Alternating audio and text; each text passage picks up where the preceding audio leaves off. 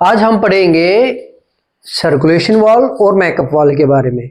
Makeup valve क्या होता है, क्यों लगाया जाता है और कहां पे लगाया जाता है, और रिसर्कुलेशन वाल्व कैसे काम करता है उसके बारे में पढ़ेंगे।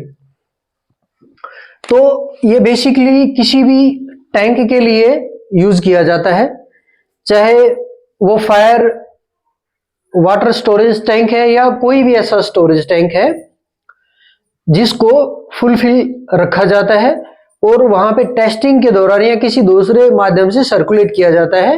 वो गैस, लिक्विड और वाटर कुछ भी हो सकता है, लेकिन हम यहाँ पे बात करेंगे फायर वाटर टैंक के बारे में और उसको एग्जाम्पल लेकर के इसी चीज को हम किसी गैस और ऑयल के टैंक को भी फॉलो कर सकते हैं, उसमें भी इसको मान्य किया जा सकता है।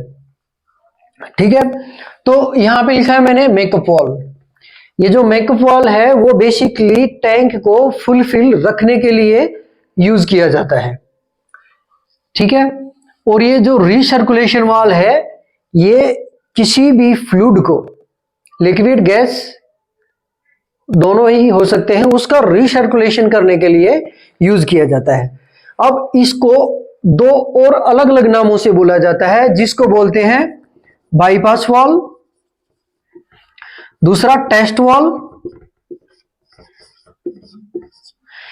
इन शब्दों से इसको ज्यादा जाना जाता है, सर्कुलेशन वाल्व के नाम से कम लोग जानते हैं, और जो सबसे ज्यादा जाना जाता है वो टेस्ट वाल्व के नाम से जाना जाता है कि टेस्ट वाल्व का यूज करके हम किसी पंप या किसी अन्य मोटर को टेस्ट कर सकते हैं।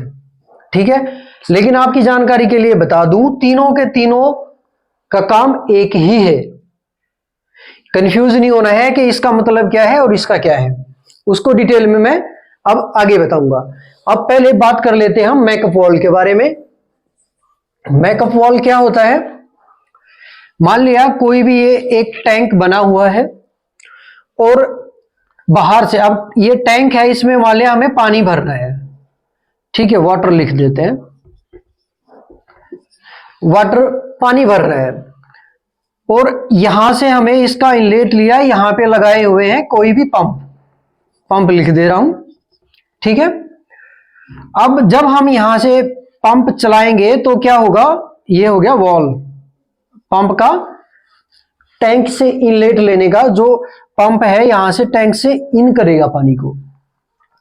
तो हम यहां पे पानी लिए जा रहे, तो ऑब्वियस सी बात है टैंक का जो वाटर लेवल है वो कम होगा और धीरे धीरे एक ऐसा टाइम आएगा कि वो खाली हो जाएगा। तो इसको भरने के लिए इसमें एक अलग से लाइन डाली जाती है और यहां पे वो अपनी आवश्यकता अनुसार यहां वहां कहीं भी लगा सकते हैं। यहां पे एक वॉल लगा दी जाती है।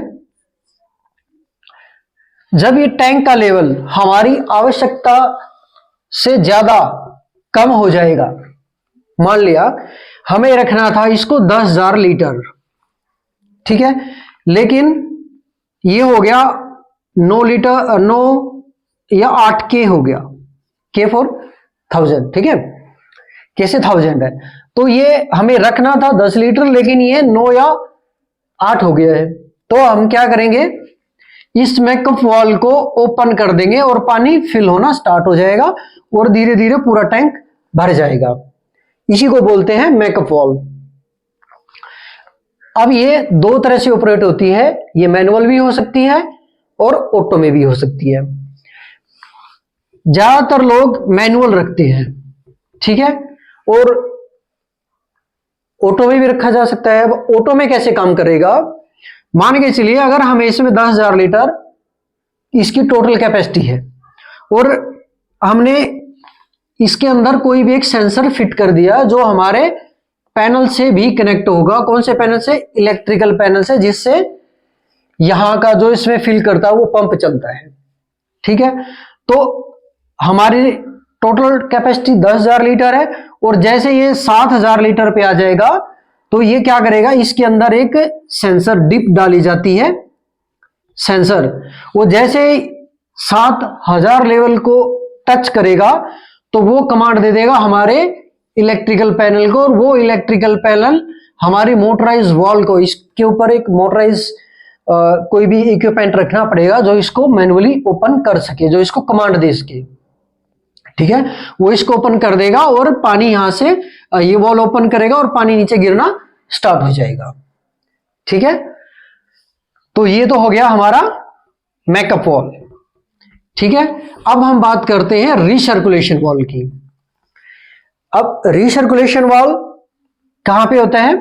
मान लिया ये हमारा पंप है, ये इसका इनलेट है और ये इसका आउटलेट है।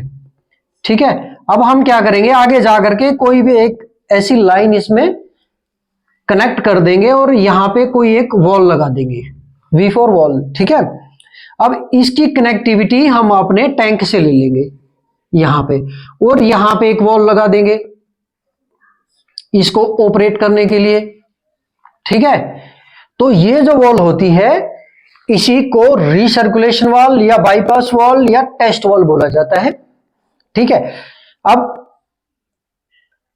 सबसे पहले मैं रीसर्कुलेशन की बात करूंगा। ये जो बाईपास और टेस्ट वॉल लिखा गया है वो एक हम कॉमनली यूज कर लेते हैं, लेकिन टेक्निकली रीसर्कुलेशन होता है।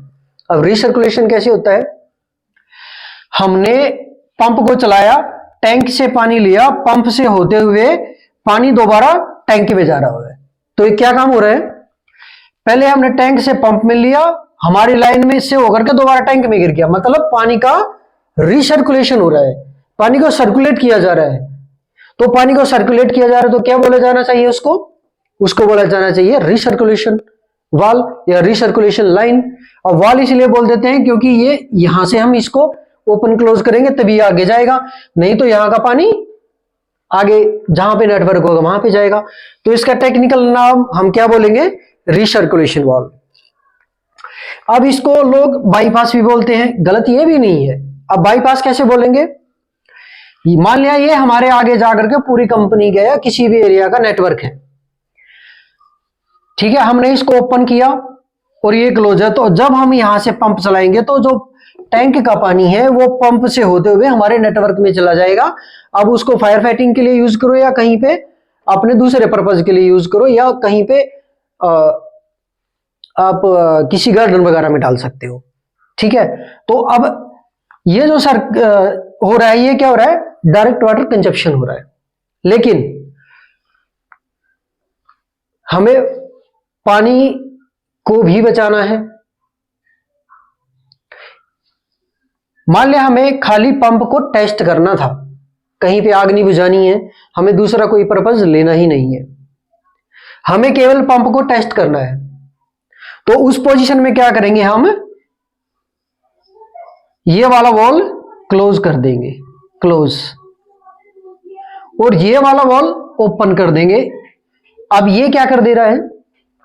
ये जो यहां हमारा पूरा का पूरा नेटवर्क था, ये उस पूरे के पूरे नेटवर्क को बाईपास कर देगा। जब हम यहां से पानी लेंगे, यहां से होते हुए दोबारा हमारे टैंक में गिर जाएगा। इसलिए इसको बाईपास लाइन बोल देते हैं कि हमारे सिस्टम को, पूरे फायर वाटर नेटवर्क को बाईपास कर दिया और पंप का टेस्ट भी हो गया। तो लोग इसलिए इसको बाईपास वॉल बोल देते हैं, बाईपास लाइन भी बोल देते हैं। ठीक है, दो चीजें क्लियर होगी। दूसरा आता है टेस्ट वॉल। अब टेस्ट वॉल में भी टेस्टिंग के दौरान क्या करते हैं? जो भी हम पहले करे तो वो भी तो टेस्टिंग ही थी। तो जब हम पंप को टेस्ट करते हैं तो इस लाइन को क्लोज रखते हैं और इस वॉल को ओपन कर देते हैं। तो जब हम टेस्ट करेंगे तो यहां पे पंप चलाएंगे, जब टेस्टिंग करेंगे पंप की तो पानी कंजप्शन होगा और यहां से लेकर के दोबारा टैंक में डाल देगा। इसलिए लोग उसको टेस्ट वॉल बोल देते हैं, इसको टेस्ट वॉल बोल देते हैं। ये हमारी मेन लाइन की वॉल है। ठीक है, तो ये तीन चीजें थी एक ही शब्द की। ये आपको उम्मीद करता हूं क्लियर हो गया होगा। और ऊपर मेकअप वॉल है। ठीक है, अब ये वाला जो है जिसको हम बाईपास टेस्ट वॉल या रीसर्कुलेशन बोलते हैं, इसमें भी मॉडिफिकेशन होते हैं। ये जो भी मैंने बताया था ये पूरा का पूरा मैनुअल प्रोसीजर था। अब क्या होता है, बहुत सारी जगह पे इसको ऑटो में ऑपरेट किया जाता है। कैसे? मान लिया हमारे लाइन का प्रेशर 7 kg स्क्वायर सेंटीमीटर पे रहना चाहिए, ये हमने स्टैंडर्ड बनाया हुआ है अपनी इंडस्ट्री का या अपने प्रीमाइसिस का जहां पे हम काम कर रहे हैं। जब हम ये पंप, कोई भी मैन पंप, बड़ा पंप टेस्ट करेंगे, इलेक्ट्रिकल स्प्रिंकलर या इंजन पंप को, तो उसका जो प्रेशर होता है वो एकदम से बढ़ेगा। जो 7 kg था वो 8, 9 या 10 kg तक जाएगा। ठीक है। अब क्या होता है, अगर यहां पे कोई भी बंदा नहीं हुआ, मान लिया ऑटो में ही चल गया, यहां पे कोई नहीं है, आपका पंप चल गया, उससे क्या होगा, वो तो लाइन को प्रेशर दिया जाएगा, दे जाएगा।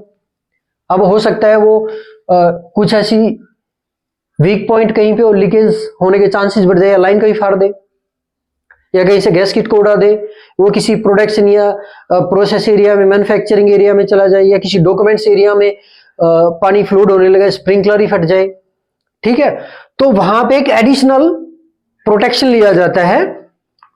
जो ये वाला वॉल है, इसको फ्लो स्विच के साथ में इंटर कनेक्ट कर दिया जाता है, इंटीग्रेट किया जाता है। जैसे हमारी इस मेन लाइन का प्रेशर यहां पे, जब यहां पे बढ़ेगा तो यहां तक और यहां तक प्रेशर सेम रहेगा। जब इसके ऊपर प्रेशर, मान लिया हमने सेट किया कि 10 kg से ऊपर जाना नहीं चाहिए भाई, नहीं तो हमारी लाइन फट जाएगी, हमने इस तरह से इसको सेट कर दिया, तो 10 kg पे जैसे ही प्रेशर जाएगा तो ये जो यहां पे एक हमें फ्लो स्विच या कोई भी सेंसर लगाना पड़ेगा, जो सेंस करके हमारे पैनल को दे दे, इलेक्ट्रिकल पैनल को दे दे, और उस पैनल से जो इसमें मोटराइज वॉल है, इस वॉल को ओपन कर दे। जैसे ही ओपन होगा तो यहां का प्रेशर जो है वो रिलीफ हो जाएगा और इसके अंदर पानी गिरना स्टार्ट हो जाएगा। ये इस तरह से मॉडिफाई किए जाते हैं, बहुत सारी जगह होते भी हैं। अब जैसे मैंने यहां पे बताया, अलग अलग नामों से अलग अलग कंपनियों में जाना जाता है। ठीक है।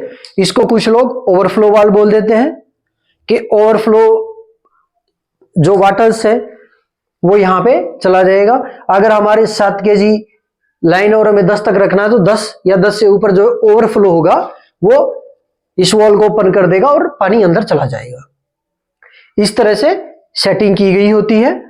अब जहां पे आप काम कर रहे हैं वहां पे आपको थोड़ा ये चीजें सीखने की जरूरत है कि वहां पे और ये चीजें लगी हैं या नहीं लगी हैं और किस हिसाब से उसको इंटीग्रेट किया गया है। मैंने यहां पे जो बताया कि पैनल से किया गया, फिर मोटर से, हो सकता है आपके वहां पे कुछ अलग मॉडिफिकेशन हो, ये यहां पे केवल एक जानकारी के लिए बताया जा रहा है। और आजकल नए नए मॉडिफिकेशन होते रहते हैं, तो आपको अपनी साइट पे ये जाकर के एक बार देखना होगा कि किस तरह से मैनेज किया गया है। बाकी पूरा का पूरा सिस्टम सेम रहेगा, पूरा प्रोसीजर सेम रहेगा। थोड़ा बहुत 1 या 2% कहीं पे माइनस प्लस हो सकता है। तो उम्मीद करता हूं ये वीडियो आपको पसंद आया होगा। जल्द लौटेंगे नेक्स्ट वीडियो के साथ, जब तक के लिए जय हिंद।